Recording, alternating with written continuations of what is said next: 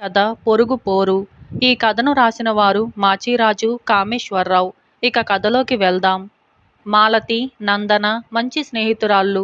నందన తండ్రి పట్నంలో వ్యాపారం ప్రారంభించటం వల్ల వాళ్ళ కుటుంబం పట్నం వెళ్ళిపోయింది. స్నేహితురాళ్ళు విడిపోయేటప్పుడు తప్పక పట్నం రమ్మని నందన మాలతికి మరీ మరీ చెప్పి వెళ్ళి పట్నం వెళ్ళాక తన చిరునామా కూడా మాలతికి రాసింది. మళ్ళీ నందనను కలుసుకోవాలని, పట్నం చూడాలని ఆత్రపడుతున్న మాలతికి ఒకనాడు పట్నం వెళ్ళే అవకాశం దొరికింది. ఆ ఊరి శ్రేష్ఠి ఒక ఆయన సొంత వ్యవహారం మీద పట్నం వెళుతూ మాలతిని నందన ఇంటి వద్ద దించటానికి ఒప్పుకున్నాడు. పట్నం చేరాక ఆ శ్రేష్ఠి ఆలస్యమవుతున్నదని మాలతిని నందన ఇంటి సమీపంలో దించి తన బండిని తోలించుకుంటూ పోయాడు. మాలతి నందన ఇంటిని సులువుగానే కనుక్కుంది. కానీ నందన ఇల్లు తాళం పెట్టి ఉంది. మాలతి ఏం చేయటానికి తోచక పక్క ఇంటికి వెళ్ళి లోపలికి తొంగి చూసింది. ఆ ఇంటి ఆడమనిషి నడివయసు స్త్రీ. ఎవరమ్మా, ఏం కావాలి అని మాలతిని అడిగింది. మాలతి ఆమెకు ఒక పరిస్థితి చెప్పుకొని నందన ఎక్కడికి వెళ్ళింది, ఎప్పుడు వస్తుంది అని అడిగింది. బంధువుల ఇంట పెళ్ళి అని ఇంటిల్లిపాది పొరుగురు వెళ్ళారు. చీకటి పడి వస్తారు, అందాక మా ఇంట్లో ఉందువు గాని ఈ పట్నంలో ఒంటరిగా ఎక్కడ ఉంటావు అన్నదామె. మాలతికి ప్రాణం లేచి వచ్చింది. ముందు తెలియజేయకుండా ఎవరి ఇంటికి వెళ్ళకూడదని తని తండ్రి ఎప్పుడు చెప్తూ ఉంటాడు. అలా ఎందుకు చెబుతాడో మాలతికి ఇప్పుడు అర్థమైంది. ఆ పొరిగింటి ఆవిడకు ఒక కూతురుంది. పేరు జానకి. జానకికి మాలతికి తేలికగా స్నేహం కుదిరింది. జానకి తండ్రికి ఉద్యోగమేమీ లేదు, పెద్ద ఆదాయమేమీ ఉన్నట్టుగా లేదు. అయినా వారు ఎంతో మంచి హృదయంతో ముక్కు ముఖము ఎరుగని తనను ఆదరించటం చూసి మాలతి ఎంతో ముచ్చటపడింది. పగలు జానకి మాలతిని పట్నమంతా తిప్పి చూపించింది. ఆ సాయంత్రం జానకి స్నేహితురాలి పెళ్లి విందు ఉంది. కనీసం జానకి అయినా వెళ్ళకపోతే బాగుండదు. కానీ జానకి వెళ్ళటానికి బిడియపడింది. నేను వెళ్ళనమ్మా, ఆ పెళ్లికి అంతా గొప్ప గొప్ప వాళ్ళు వస్తారు. కట్టుకోవటానికి మంచి చీర లేదు, మెడ చేతులు బోసిగా పెట్టుకొని నేను విందుకు వెళ్ళానంటే మిగతా వాళ్ళ మధ్య పని మనిషిలాగుంటాను. నేను వెళ్ళనులే అన్నది జానకి తన తల్లితో. ఈ మాట వినగానే మాలతి జానకికి తన పెట్టె నుంచి పట్టుచీర తీసి ఇచ్చి తన నగలు పెట్టి ఇక పెళ్లి విందుకు వెళ్ళిరా అని అన్నది. జానకి అభ్యంతరం చెప్పకుండా విందుకు వెళ్ళింది.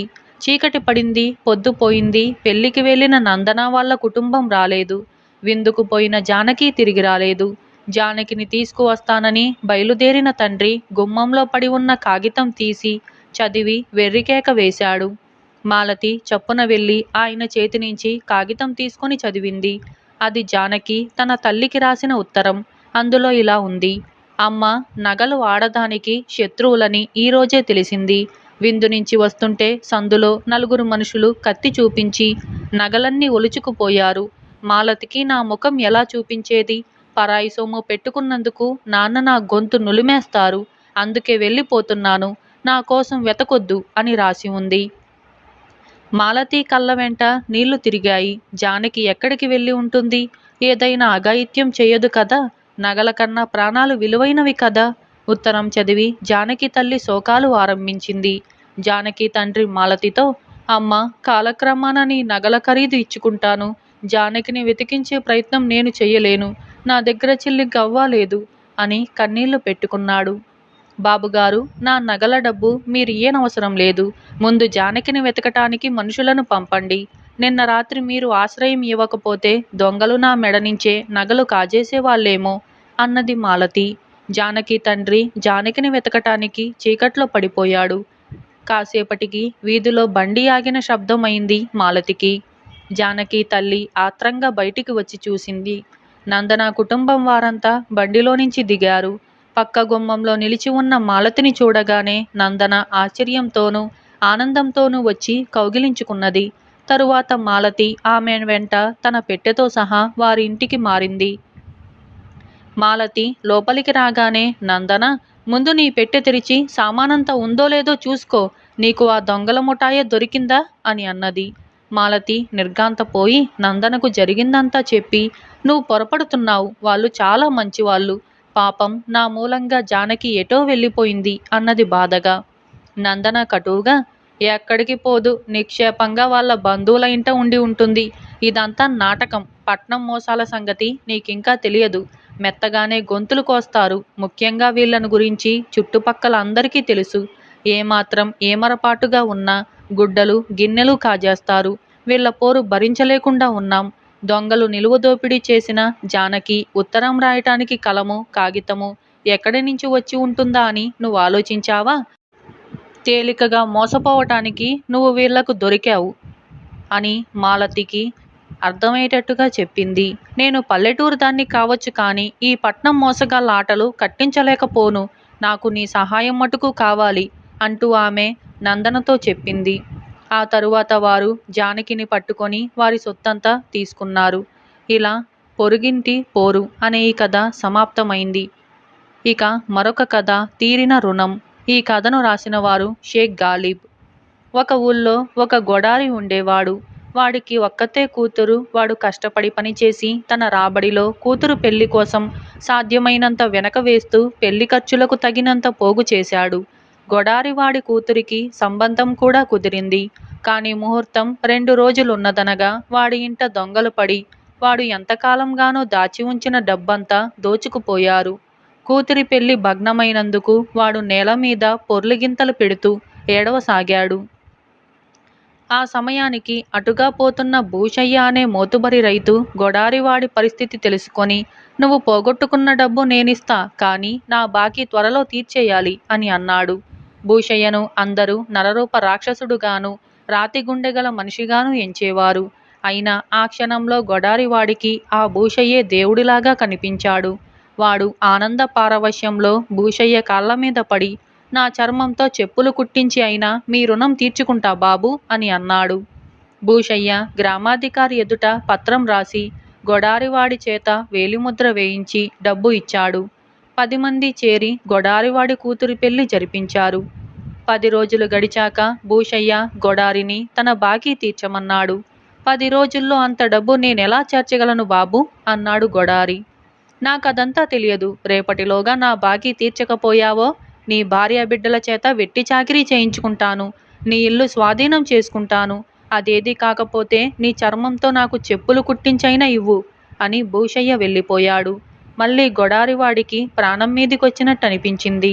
వాడి బాధ చూడలేక వాడి పొరుగు వాళ్ళు, గ్రామాధికారినే సలహా అడుగు, ఆయన బీదవాళ్లకు సాయం చేస్తాడు అని అన్నారు. గొడారివాడు గ్రామాధికారి దగ్గరకు వెళ్ళి భూషయ్య కొత్త ఎత్తు గురించి చెప్పి, బాబు, నన్ను ఈ పరిస్థితిలో దొంగతనం చెయ్యమన్నారా, వెట్టి చేయమన్నారా, నన్ను ఎలా ఒడ్డున పరేస్తారో మీదే భారం అని అన్నాడు. గ్రామాధికారికి భూషయ్య తత్వం తెలుసు. ఆయనకు గొడారి మీద జాలి కూడా వేసింది. ఆయన కొంచెం ఆలోచించి గొడారికి ఒక సలహా ఇచ్చి అలా చెయ్యమన్నాడు. ఆయన గొడవ పెడితే ఏం చేయమన్నారు అని గొడారి అడిగాడు. నా దగ్గరకు తీసుకురా, సాక్ష్యానికి నీ వియ్యంకుణ్ణి కూడా వెంటబెట్టుకురా అన్నాడు గ్రామాధికారి.